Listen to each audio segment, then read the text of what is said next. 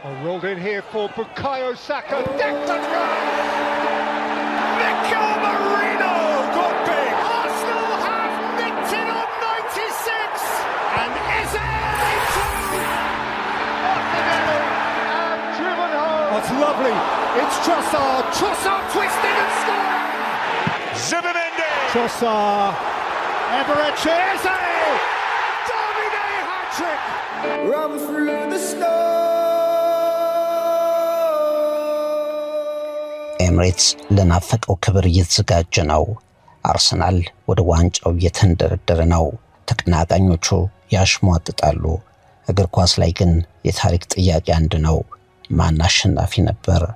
ዓመታት ወደፊት ከሄዱ በኋላ ስለ አርሰናል የሴት ፒስ ጎሎች፣ ስለ አርሰናል አሰልቺ አጫዋወት ወይም ምሽቶች አንሰማም።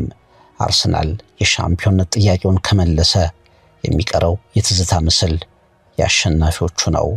ጎሎች የገቡበት መንገድ አይታወስም። አሸናፊ ያደረጉ ጎሎች ይቆጠራሉ እንጂ ሻምፒዮኖች ሁሌ በታሪክ በውብ እግር ኳስ የሚታወቁም አልነበሩም።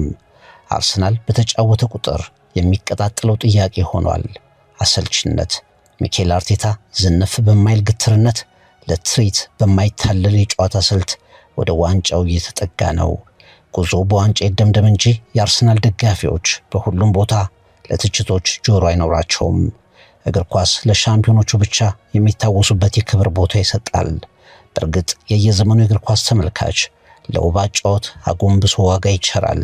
ስታዲየም የሚያነቃንቁ ሁነቶችን፣ ተለምዶን የሚጥሱ የእግር ኳስ ፌንታዎች፣ የሚያምር ስዕል የሚፈጥሩ የጨዋታ እንቅስቃሴዎች ይወደዳሉ። ለ10 ዓመታት አርሰናል እንዲያ ነበር። በአርሰን ቬንገር የመጨረሻ 15 ዓመታት እግር ኳስን በላቀ ቅኝት የሚቀኝ መጨረሻ ግን ለአሸናፊዎች የሚያጨበጭብ። ዘመናዊ እግር ኳስ ለትዕይንት ብዙ ቦታ የለውም። እንደ ጦርነት ብዙ ስትራቴጂ ተነድፎለት ሜዳ ላይ የሚከወን ፍልሚያ ሆኗል። የእግር ኳስን የጥበብ ገጽ እየሞከረ ጭምር 3 ጊዜ እጅ እየሰጠ የተመለሰው ሚኬል አርቴታና አርሰናል በአራተኛ ሙከራቸው መነጋገሪያ ሆነዋል።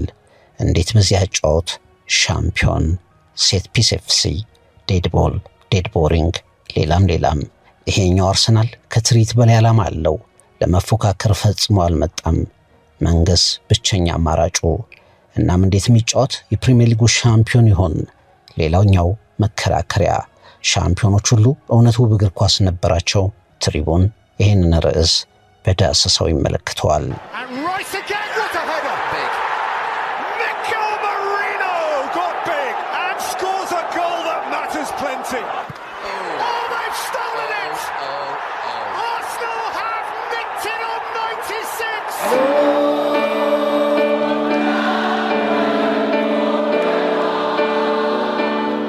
አርሰናል ቢሸነፍም በዘንድሮ ፕሪሚየር ሊግ ከፍ ብሎ የሚጠራው ስም ኮርናዎቹ፣ የቆሙ ኳሶቹ፣ የማዕዘን ምቶቹ፣ ልምምድ እንደተደረገባቸው የጥበብ ትዕይንቶች፣ የተጋጣሚዎችን ተጫዋቾች በቆመ ኳስና በመከላከል ሂደት የሚያፍንበት መንገድ የተቀናበረም ይመስል የሚያስቆጥራቸው ጎሎች ድንገቴ በእግር ኳስ የጨዋታ መሃል ራሳቸውን የሚወልዱ ሳይሆኑ የታቀዱ ዲዛይን የተደረጉ የሚመስሉ ወግ አጥባቂ፣ በጣም በጥንቃቄ ብቻ የሚጫወት መትረፍና ማሸነፍ ብቻ ዓላማው ውብ እግር ኳስ የክለቡ ባህል እንደነበረ እንኳ ፍንጭ ሳይተው አቅጣጫ የቀየረ ትችቶችም ሙገሳዎችም እየተቀበለ የመጨረሻው ምዕራፍ ላይ ደርሷል።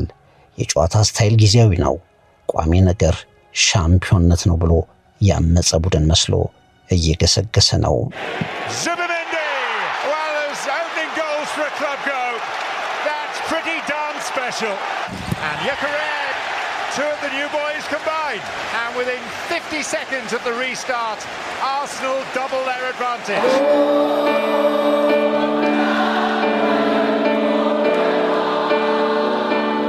ውብ እግር ኳስ የታለ? ይሄ ቡድን ሻምፒዮን ከሆነ የሊጉ ደካማው ሻምፒዮን ነው። መጫወት አይፈልጉም። ሰዓት አባካይ ቡድን፣ ልንመለከተው የማንፈልገው ቡድን። ብዙ ትችቶች መድፈኞቹ በተጫወቱ በተሸነፉም ባሸነፉም አቻ በወጡም ቁጥር እየተሰጣቸው ነው። የእግር ኳስ ክርክሮች፣ የቴሌቪዥን ስቱዲዮዎች፣ የሶሻል ሚዲያ ትሬንዶች፣ የተቀናቃኝ ስታዲየሞችና ደጋፊዎቻቸው የአርሰናልን ጨዋታ ተከትሎ የማያባራ አስተያየት ያጎርፋሉ። አሰልቺ፣ ፈጠራ የጎደለው ለቆሙ ኳሶች ከመጠን በላይ የተገዛ ሌላም አርሰናልን በራሱ ገድል ለመግረፍም በአርሰን ቬንገር ዘመን የነበረውን እንደ ሲምፎኒ የሚታይ እግር ኳስ ጥበብ እያነሱ የአሁኑን አርሰናል ሻምፒዮንነት ሙከራ የመጥለፍ አስተያየት ይሰነዝራሉ። ሚኬል አርቴታ በጣም ፈታኝ በሚባለው ሊግ ውስጥ በክብር ከራቀው ቡድን ተወዳጅ ክለቡን የንግስና ቦታ ላይ ብቻ የማደስ መርህ ብቻ ይዞ እየመራው ይገኛል። በጣም እየተጠነቀቀ ጥንቃቄው ፍርሃትም እየሆነ ቡድኑን እንዴትም ይሁን ብቻ 3 ነጥብ አምጡ እያለ እየመራው ነው። It's come to Odegaard, Declan Rice buries it and lifts Arsenal high and thrashed out by Martinelli and driven home redemptively by Gabriel. Rolled in here for Bukayo Saka, Declan Rice. ሚኬል አርቴታ በ2019 አርሰናልን ሲረከብ ለተጋጣሚዎቹ ተጋላጭ ቡድን ነበር። ራስ መተማመን ሸሽቷል። የአሁኑ አይነት የማይሰበር መከላከል ምልክቱ እንኳን አልነበረም። በሊጉ ሻምፒዮን ቡድኖችና በአርሰናል መካከል ያለው ልዩነት በእርግጥ በቀላሉ ከፍ ብሎ የሚታይ ነበር። ሚኬል አርቴታ መከላከሉን ወደ ላቀ ደረጃ ሰቀለው።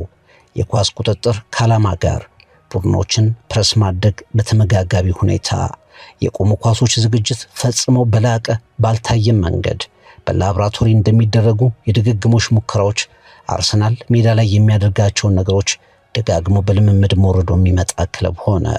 እያንዳንዱ ተጫዋች የት እንደሚሮጥ፣ ለምን እንደሚሮጥ፣ ምን አይነት ሚና እንደሚወጣ የሚያውቅ ሆነ። የቆመ ኳስ አጠቃቀሙ ለተጋጣሚዎች ሁሉ የቤት ስራም ሆነ። በኮርና ጎሎቹ ወደ ሪካርድ ማህደር ተንደረደረ። ለቡድኖች እድል የሚነፍግበት መከላከል ተጋጣሚዎቹን በብስጭት ውስጥ እንዲወድቁ አደረገ። ያ ያልተወደደ መንገድ ግን የአርሰናልን የ22 ዓመት ጥያቄ ለመመለስ የተቃረበ መሰለም።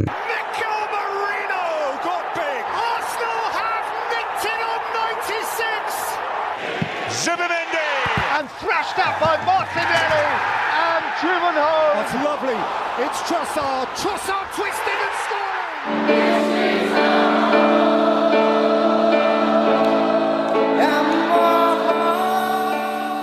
አርሰናል መቅጠም ለየትኛውም የፕሪሚየር ሊግ ቡድን ከባዱ የቤት ስራ ነው።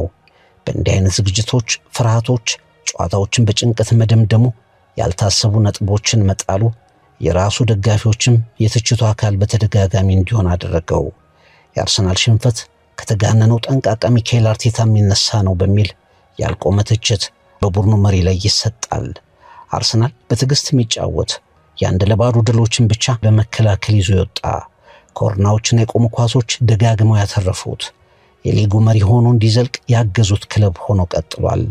በሊጉ የነበረውን ብልጫ ባልተጠበቁ ጨዋታዎች ሽንፈት ሲያጣ ድሮስ ለሁለተኝነት ብቻ የተፈጠረ ብለው ጮቤ የሚረግጡ ተቀናቃኞቹ በየትኛው መንገድ አፍነው 3 ነጥብ ሲወስድ ደግሞ በአጫወታ ስልችነት ይመጡበትና ስኬቱን በዜሮ ለማባዛት ይጥራሉ። በወጥነት ነጥቦችን መሰብሰብ ብቻ ጨዋታዎችን ሂደት በሂደት መቆጣጠርን ስሜታዊነትን ማስወገድን አጥብቆ ወደ ቡድኑ ያስገባው ሚኬል አርቴታ ግን በአዲስ መንገድ አርሰናልን ለማንገስ ብቻ እየሰራ ይገኛል።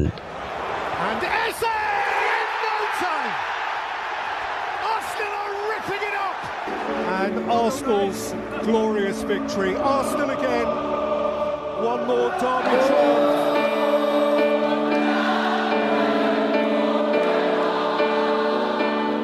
እያንዳንዱ የአርሰናል ጨዋታ የድራማ ያህል ነው። ውጥረት ያነሰው የአርሰናል ጨዋታ ብዙ አልነበረም። ያንቀላፉ ቡድኖች መድፈኞቹን ማርከው መነሳት ያስባሉ። አሰልጣኞች ያለ የሌለ ዝግጅታቸውን የአርሰናልን ግስጋሴን ለመስበር ይዘጋጃሉ። አፈግፍገው በራሳቸው ይዘጋጃሉ። ሲመቻቸው አርሰናል የፈራ የመሰለውን አርሰናልን እስከ መጨረሻው ለማቁሰል ይረባረባሉ።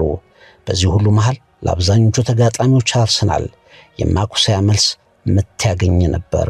አንዳንዴ የክፍት አጫወት ጎሎች፣ ብዙ ጊዜ እንዴትም ቢርመሰመሱ አርሰናል ከመረብ ጋር የሚያገናኛቸው የቆሙ ኳሶች አንዳንዴ በራሳቸው ላይ እንዲያስቆጥሩ አስገድዶ ብቻ አርሰናል አሸናፊ ይሆናል። It's lovely. It's Trossard. Trossard twisting and scoring. And Eze to Gabriel there. And Arsenal lead. The በሶስት ተከታታይ የውድድር ዓመታት እግር ኳስን መጥፎ ጣዕም እየቀመሰ የመጣው ሚኬል አርቴታና ቡድኑ አርሰናል ሻምፒዮኖች በጀብድ የሚጫወቱ እንዳልሆነ ከተሞክሯቸው አውቀዋል። በጽናት በከፍተኛ ትኩረት በተዋጣለት ዝግጅት ብቻ ስህተታቸውን እንደሚያርሙ ተረድተዋል። የፕሪሚየር ሊጉ አዝናኝ ቡድን ለመሆን አንዳች ሙከራ አያደርጉም። ነገር ግን የትኛውም ተጋጣሚ በቀላሉ የማይረታ ቡድን ለመሆን እንደሚሰሩ ውጤታቸው ይናገራል።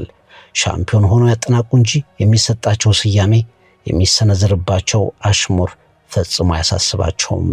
ለአርሰናል ሁለተኝነት ከፍታ ተደርጎ አይወሰድም።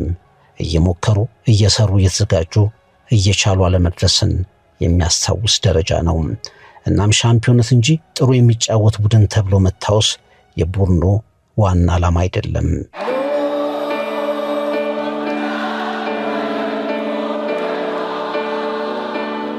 የፕሪሚየር ሊጉ አሸናፊዎች ሁሉ ደግሞ የምርጥ የውብ እግር ኳስ ባለቤቶች አልነበሩም።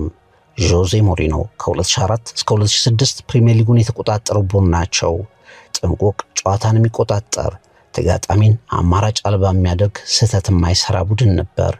በ38 የፕሪሚየር ሊግ ጨዋታዎች 15 ጎል ብቻ ያስተናገደ፣ አሁንም ድረስ ሪከርዱ ያልተሰበረ፣ አሰልቺ ቢባልም ለሁለት ሙሉ ጨዋታዎች እንኳ በተከታታይ ጎል አለማስደፈር የሚችል የመከላከል ብቃት ያሳየ። ያንን ቡድን ገለልተኞች ተቹት ነበር። ተንታኞች ስህተቶቹን ርዕስ ያደርጋሉ። ተጋጣሚዎች ሮቦቲክ ብለው ያሳነሱትም ነበር። ስታንፎርድ ብሪጅ ላይ ግን የ50 ዓመት ጥያቄ እየተመለሰ ነበር።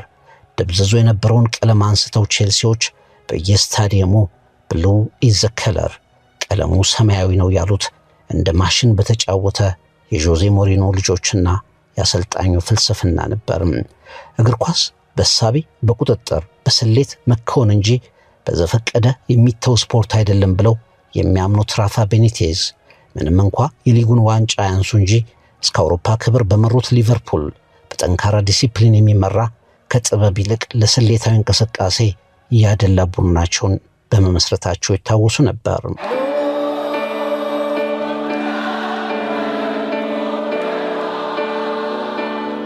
በ3-4-3 አሰላለፍ የ2016-17 የውድድር ዋንጫን ለቼልሲ ያመጡት ጣሊያናዊ አሰልጣኝ አንቶኒዮ ኮንቴ ቡድን እንዲሁ ከውብ ጨዋታ ይልቅ ለታክቲክ አቀራረቡ ዋጋ የሚሰጥ ቡድን ነበር። 30 የፕሪሚየር ሊግ ጨዋታዎችን ያሸነፈው የኮንቴ ቡድን እንደ ወታደር ጥንቁቅ በመሆኑ ይታወሳል። የ2015-16ቱ ያልታሰበው ሻምፒዮን ሌስተር፣ የ2008ቱ 9ኙ የፈርጉሰን ማንቸስተር ዩናይትድ የመከላከል ዲሲፕሊን፣ የጨዋታ መግደያ አጋጣሚ መጠቀም አቅም፣ ሻምፒዮንነት፣ አዝናኝነት ዋና ባህሪያቸው አልነበረም። እናም የሚኬል አርቴታ ቡድን በፕሪሚየር ሊጉ ባልታየ ሁኔታ ለምን በዚህ ልክ ይተቻል? ጥያቄው ይቀጥላል።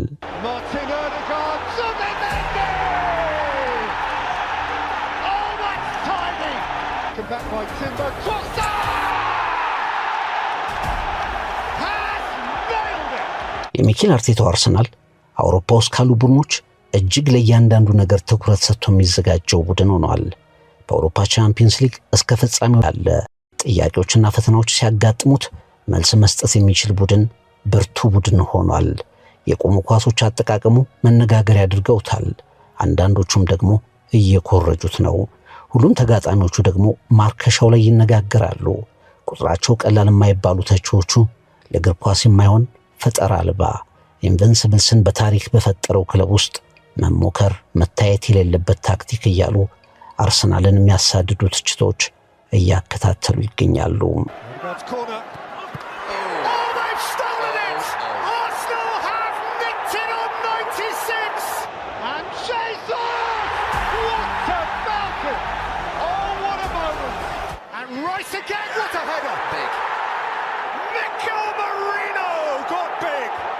እግር ኳስ በርግጥ ለውብ ነገር ዋጋ ይሰጣል። አርቴታ የ22 ዓመት ጥያቄ ለመመለስ እየተንደረደረ የአርሰን ቬንገርን ሲምፎኒ ያስታውሳል። ደጋፊዎች እንደነበሩበት ሆነት ምርጥ የሚባሉ ክስተቶችንና ምስሎችን እንዲደገሙላቸው ይፈልጋሉ። አልተሳሳቱም። ግን ሁሉም አሸናፊዎች የራሳቸውም አስጨናቂ ፈተናዎች፣ የማያምሩ ግን በድል የተጠናቀቁ ምሽቶች ነበሯቸው። በአድካሚው ምዕራፍ ላይ በድል እንደሚደመድሙ ማራቶን ሻምፒዮኖች በርትተው የሚገኙት ብቻ ሻምፒዮን ይሆናሉ። እንደ ቲያትር ጥሩ የተጫወቱ ተብለው የእግር ኳስ ተጫዋቾች አይሸለሙም፣ የእግር ኳስ ቡድኖችም አይበረታቱም።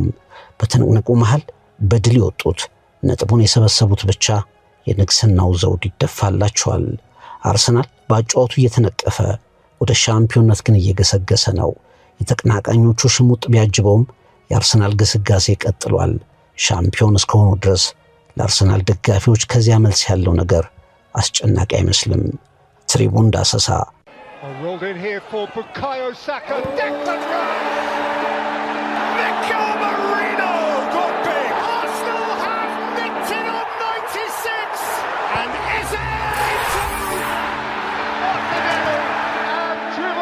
It's lovely.